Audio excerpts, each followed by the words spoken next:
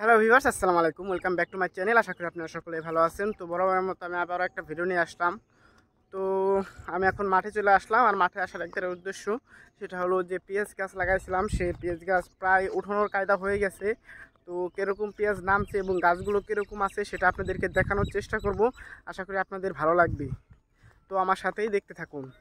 এই দেখতে পাচ্ছেন আমি মাঠে চলে আসছি। আর এই যে পেঁয়াজ গাছের অবস্থাগুলো দেখুন, গাছগুলো একেবারে সব শুয়ে পড়ছে, একেবারে সব নষ্ট হয়ে গেছে গাছ। দেখুন, এই যে দেখতে পাচ্ছেন গাছ, এই যে পেঁয়াজের সাইজটা দেখুন, এই যে দেখতে পাচ্ছেন।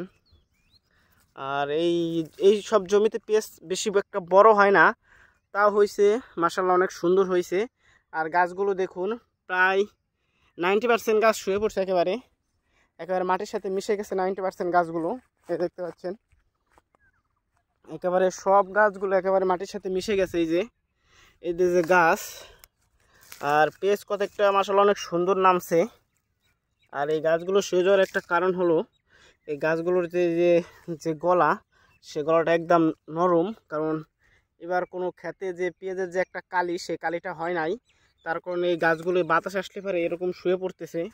এই দেখুন, আর পেঁয়াজটার কালার হয়েছে একেবারে কঠিন একটা কালার হয়েছে পেঁয়াজের। এই যে একেবারে অসাধারণ একটা কালার দেখতে পাচ্ছেন। এই দেখুন পেঁয়াজের কালারটা দেখুন শুধু, আর এই পেঁয়াজের সাইজটা দেখুন, একেবারে অসাধারণ একটা সাইজ দেখতে পাচ্ছেন। আর কালারটা একেবারে কঠিন কালার দেখুন। দেখুন প্রায় গাছই শুয়ে পড়ছে একেবারে এই ক্ষেতের। তো মাশাআল্লাহ অনেক সুন্দর পেঁয়াজ হয়েছে, যা হয়েছে ইনশাল্লাহ অনেক সুন্দর। কিন্তু পেঁয়াজের যে দাম, সে দাম অনুযায়ী মনে হয় না কৃষকের লাভ হবে। একেবারে সস্তা পেঁয়াজ।